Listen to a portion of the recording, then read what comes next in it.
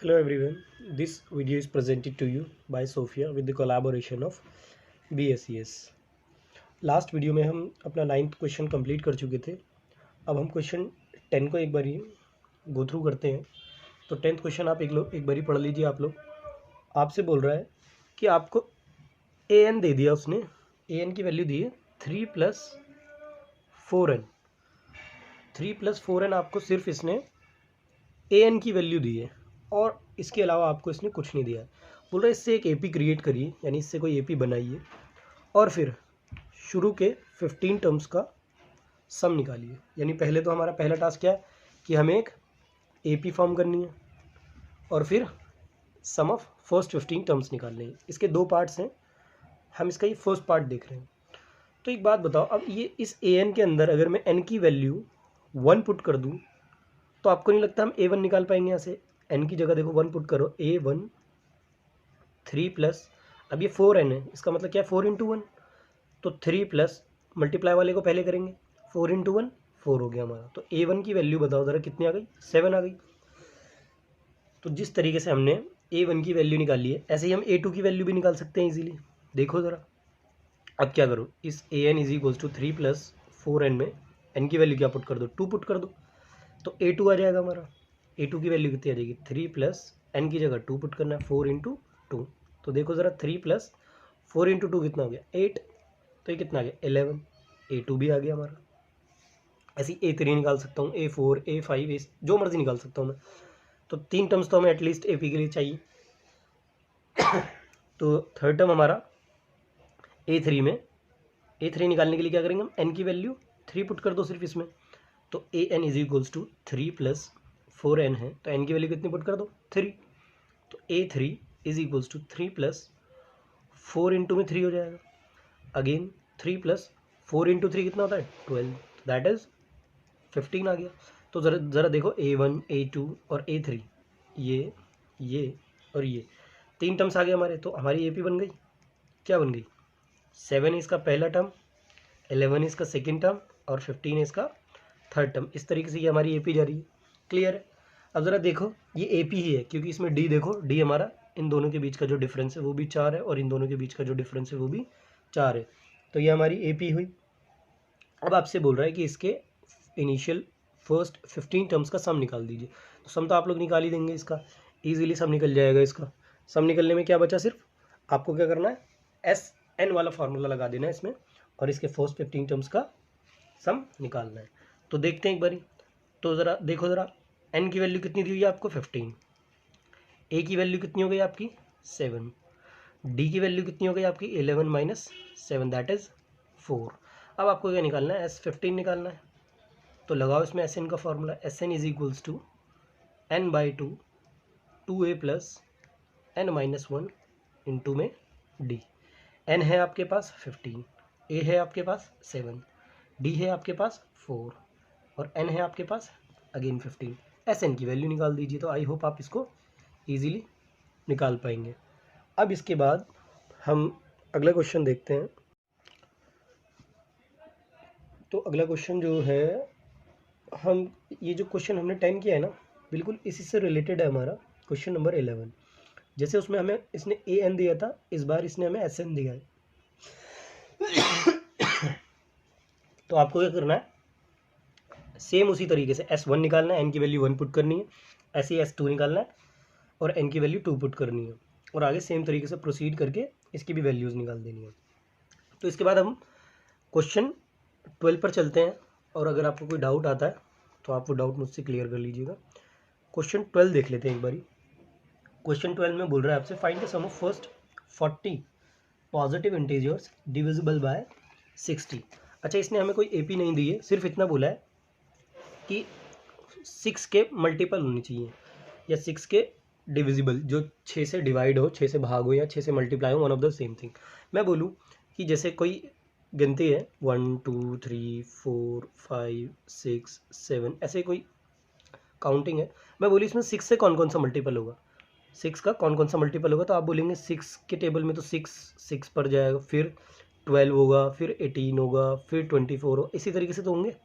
Clear? अब ये बोल रहा है शुरू के 40 टर्म्स लेने हैं जो 6 से डिवाइड हो। शुरू के 40 यानी पहला ये, दूसरा ये, तीसरा ये, चौथा ये, ऐसे, ठीक है। फिर बोल रहा है इन सब का सम निकालना है, 40 के 40 जो पद हैं इन सब को सम निकालना है। क्लियर हो रही है मेरी बात? ठीक है, तो इसके लिए हमें पहले एक एपी बनानी पड़ेगी और एपी हमारे सामने बन चुकी है। तो यानी कि जो 6 के मल्टीपल या 6 जिनको डिवाइड करेगा वो कौन कौन सी होंगी वो टर्म्स, 6, 12, 18 ऐसे करके 40 टर्म तक, ठीक है। 40वीं टर्म आप चाहो लिख भी सकते हो, अदरवाइज कोई उसमें ज़रूरत नहीं है। क्लियर है? अब इनका मुझे सम निकालना है, तो सम निकालना अब आपके लिए आसानी हो गया होगा, क्योंकि इसमें ए कितना हो गया, 6 हो गया, डी कितना हो गया, 12 माइनस 6 दैट इज़ 6, डी की वैल्यू कितनी आ गई, 6 आ गई, और एन कितना हो गया भाई 40, क्योंकि हमें कितने टर्म्स चाहिए, कितने पद चाहिए, 40 चाहिए। अब बचा क्या, आप इसके अंदर सिर्फ एस एन का फॉर्मूला लगाइए, S N is equals to N by two, 2a plus N minus 1 into में डी। क्लियर है? अब वैल्यू निकाल दीजिए, एन की वैल्यू कितनी है हमारी 40 डिवाइडेड बाई 2, 2 इंटू में ए यानी कि 2 इंटू में 6 प्लस एन, एन कितना है 40 माइनस 1 इंटू में डी, और डी कितना है 6। क्लियर है मेरी बात? अब ये कितना बचा, यहाँ पर 20 बचा, इसको डिवाइड करेंगे 2 2 ज़ा 2 0। क्लियर है? और ये 2 6 ज़ा 12, और यहाँ कितना बचा 39, 40 माइनस 1 39 इंटू में 6। क्लियर है? अब इनको आप ऐड कर लीजिए, 20, पहले इसको मल्टीप्लाई करना पड़ेगा इन दोनों को, ठीक है। तो जब आप इसको मल्टीप्लाई करेंगे तो ये आ गया आपका 234, ठीक है। अब आप इसको इसमें ऐड कर लीजिए, तो ये 20 इंटू में ये हो जाएगा 246। अब इन दोनों की मल्टीप्लाई कर दीजिए, तो मल्टीप्लाई करके हमारा 4920 इसका सम आ गया। क्लियर है मेरी बात?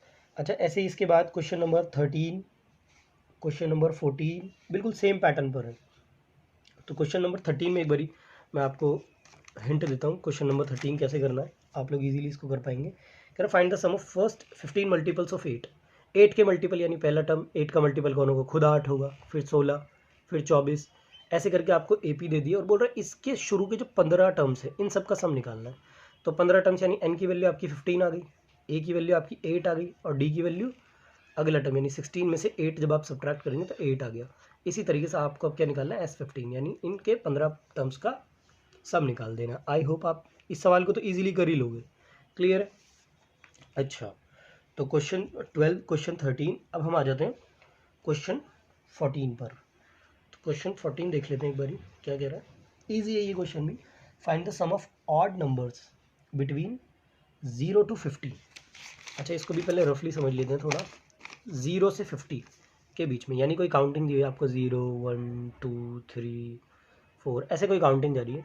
बोल रहा है इसमें ओड नंबर, आपने सुना होगा ना सम और विषम संख्या है, ठीक है। सम हमारी इवन नंबर्स होते हैं और विषम हमारी ऑड नंबर्स होते हैं। तो ज़रा बोलो सम यानी इवन नंबर कौन से होते हैं, जैसे 2 4 6 यानी जो 2 के टेबल में आ जाए, और ऑड नंबर कौन से होते हैं, विषम संख्याएं कौन सी होती हैं, 1 3 5 जो 2 के टेबल से ना कट पाए, ठीक है। तो बोल रहा है इसमें सिर्फ ऑड नंबर लो, तो ऑड नंबर कौन कौन से होंगे, 1 3, वो बोल रहा है कहाँ से कहाँ तक, 0 से 50 तक। तो 0 से 50 के बीच में ज़रा बोलो ऑड नंबर कौन कौन सा होगा, 1 3 5 7 9 ऐसे ही तो होगा। क्लियर है? तो हमारी ये एपी बन गई। अब एपी बन गई तो आपको सिर्फ सम निकालना है इसका, और सम निकालने के लिए हम क्या करेंगे, पहले इसमें हमें नंबर ऑफ टर्म्स पता होने चाहिए कि कितने नंबर ऑफ टर्म्स हैं। क्लियर है? तो ज़रा देखो एपी क्या बनेगी हमारी 0 और 50 के बीच में, 1 3 5, और लास्ट टर्म इसका क्या होगा 50। तो देखो इवन नंबर हो जाएगा, इसलिए 49 पर ही ये रुक जाएगा। क्लियर है? अब इसने हमसे बोला है कि आप इसके अंदर इन सब टर्म्स जितनी भी ये टर्म्स हैं इन सबका सम निकालिए, इन सबका योग कर दीजिए। अब याद करो, हमें सम निकालने के लिए ये हमारा ए एन भी होता है और ये हमारा लास्ट टर्म भी होता है, हम कई बार बात कर चुके हैं। अब देखो इसमें ए तो है 1 और इसमें डी भी है 3 माइनस 1 दैट इज़ 2, है ना, A2 माइनस A1, डी भी है ए भी है, लेकिन एन दिख रहा है क्या, एन नहीं है हमारा। भाई सम तभी तो निकलेगा जब एन होगा। क्लियर है? अब एन निकालने के लिए आपको याद होगा हमें ए एन वाला फॉर्मूला लगाना पड़ता है। तो a n is equals to a plus N minus 1 into में डी, और ए एन बोलो कितना है 49, इज इक्वल्स टू ए कितना है 1 प्लस एन माइनस 1 इंटू में डी, और डी कितना है 2। क्लियर है? अब देखो ज़रा इस 1 को इधर ले आओ, तो ये 49 माइनस 1 हो जाएगा, और ये n माइनस 1 इंटू में 2 रहेगा। अब इसको ज़रा सब्ट्रैक्ट करो। अब देखो ये वाला जो 2 है ये तो नीचे आ जाएगा, और यहाँ क्या बचा सिर्फ हमारा n माइनस 1। अब इसको इससे डिवाइड करो, तो ये तो 24 हो गया, और ये हो गया हमारा n माइनस 1। अब इस माइनस 1 को इधर ले आओ, तो n की वैल्यू आ गई 25। अब हम n निकाल चुके हैं, अब हमें सिर्फ क्या निकालना है, हमारा टास्क क्या बचा, Sn। क्लियर है। अब ज़रा Sn वाले में देखो लास्ट टर्म दी हुई है, तो आप लास्ट टर्म वाला फार्मूला लगा सकते हैं इसके अंदर, है ना। क्या था हमारा formula, Sn is equals to n/2 a plus l। बस अब सब कुछ दे दिया आपको, आप पुट कर दीजिए। n 25 है डिवाइडेड बाय 2, और a की वैल्यू देखो 1 दी हुई है आपको, तो 1 प्लस, और l की वैल्यू देखो 49 है। क्लियर है।